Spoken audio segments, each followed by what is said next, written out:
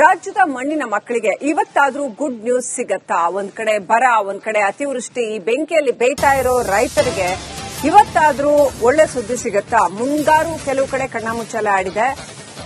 ಇನ್ನು ಮಳೆ ಕೊರತೆ ಜಿಲ್ಲೆಗಳಲ್ಲಿ ಬರ ಘೋಷಣೆ ಆಗತ್ತಾ? ಇವತ್ತಿನ ಸಂಪುಟ ಸಭೆಯಲ್ಲಿ ಏನ್ ನಡೆಯುತ್ತೆ? ಹಾಗಾದ್ರೆ ಜಿಲ್ಲಾವಾರು ವರದಿಯನ್ನ ಮಂಡನೆ ಮಾಡಲಾಗುತ್ತೆ ಅಂತ ಹೇಳಲಾಗ್ತಾ ಇದೆ. ಆ ವರದಿಯನ್ನು ಆಧರಿಸಿ ಮುಂದಿನ ಕ್ರಮಗಳ ಬಗ್ಗೆ ಸಮಾಲೋಚನೆ ಮಾಡ್ತಾರಂತೆ. ಕೇಂದ್ರ ನೆರವು, ಬರ ಘೋಷಣೆ ಸೇರಿ ಹಲವು ವಿಚಾರಗಳನ್ನ ಇವತ್ತಿನ ಸಭೆಯಲ್ಲಿ, ಕ್ಯಾಬಿನೆಟ್ ಸಭೆಯಲ್ಲಿ ಚರ್ಚೆ ಮಾಡಲಾಗುತ್ತೆ.